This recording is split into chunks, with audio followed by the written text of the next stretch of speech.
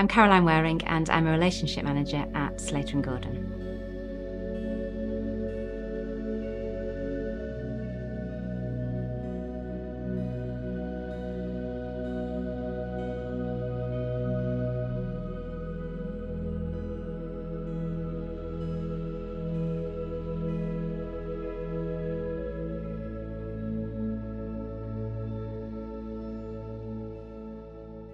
I was competing my horse, Lulu, in May 2009 at Staffordshire County Horse Show.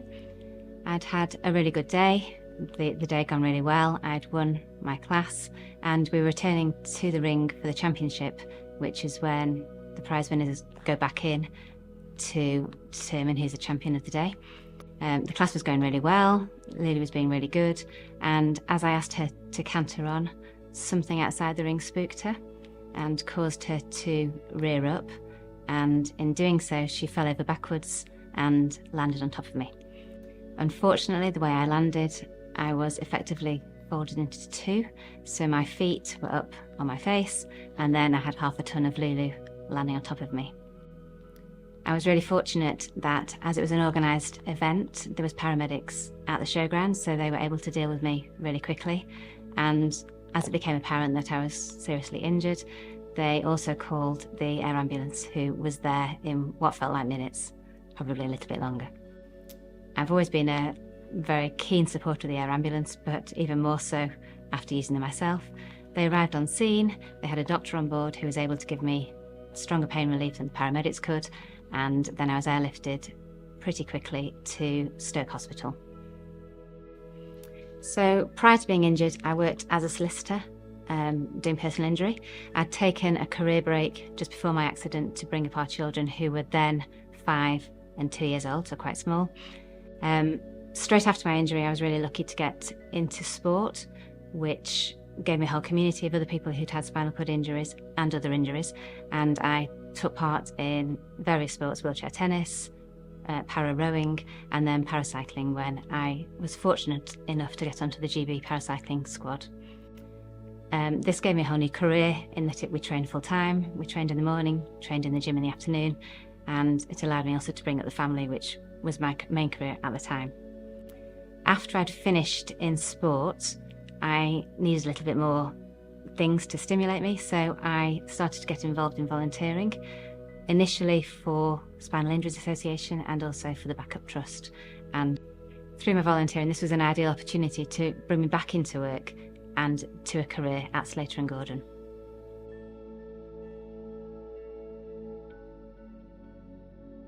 I think when I'm talking to a client with a spinal cord injury, it's very important to treat each one individually.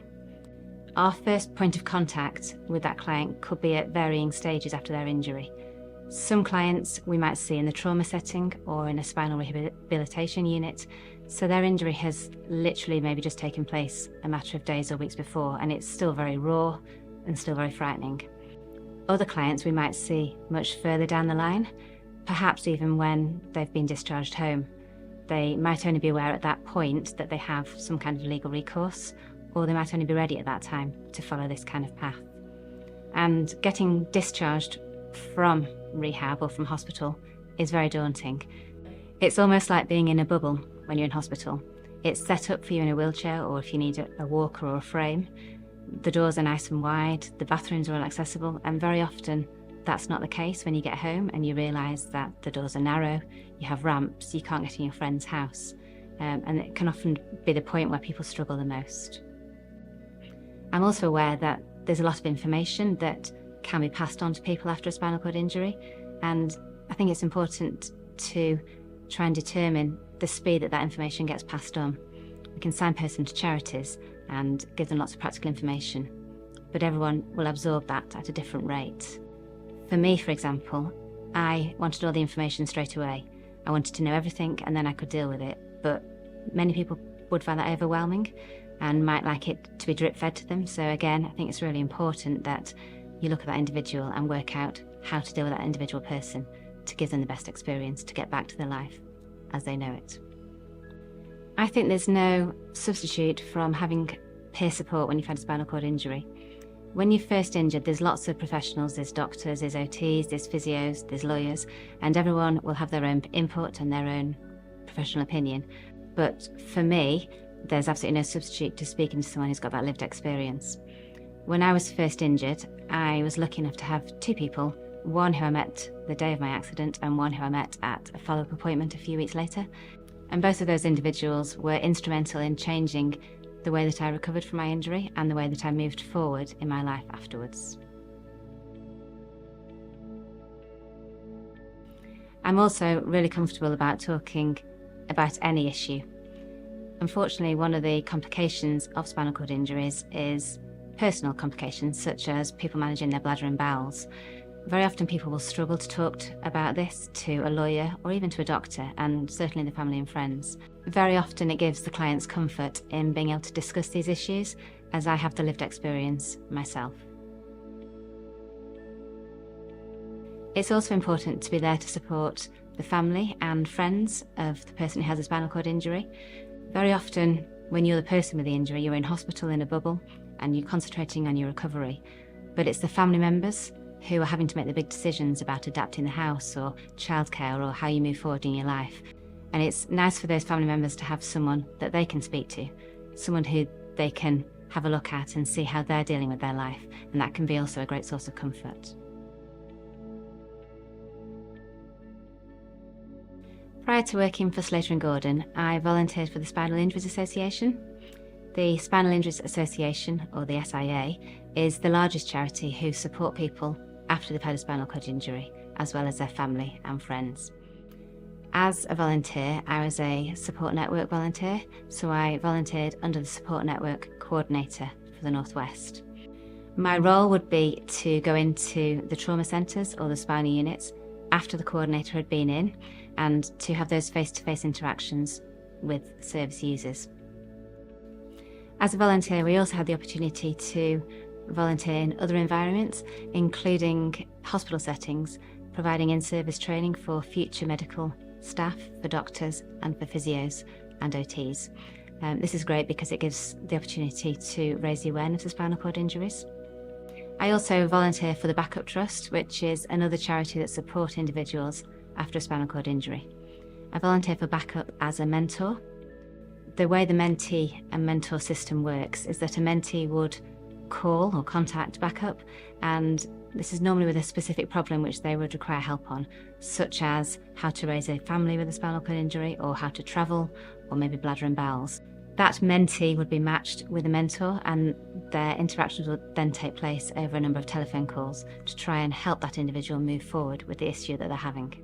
I've also recently completed the training to become a group leader for Backup. Backup run a number of residential courses throughout the year to help people get their independence back and to get them back travelling and using public transport, and also do multi-activity courses such as canoeing, abseiling and things like that. Looking forward to taking part in my first Backup course as a group leader later this year.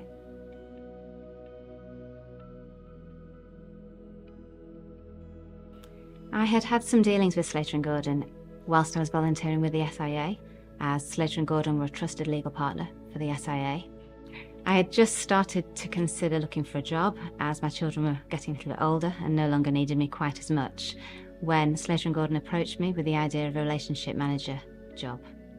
The legal process can be really daunting for some clients, so the relationship manager job allows me to provide some holistic support to those clients and make it a little bit less frightening for those involved. Very often clients want to talk about a practical issue, which can take the pressure off the lawyer, as it's not something they would need to know about. It can be something practically just living with a spinal cord injury.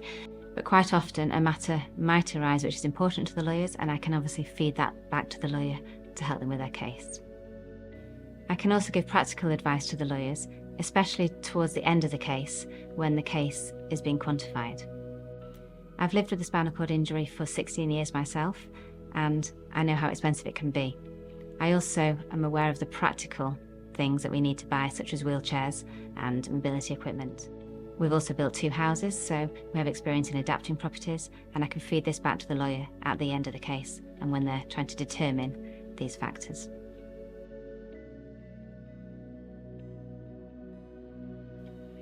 My advice for someone with a new spinal cord injury would be to take things very slowly and not to panic. Just take things day by day, and if this seems too daunting, then take things hour by hour. It's easy to become overwhelmed by all the information that's coming into you, and also looking at how your new life may look. When I was first injured, I had peer support from 2 individuals, and I never underestimate how powerful their help was for me.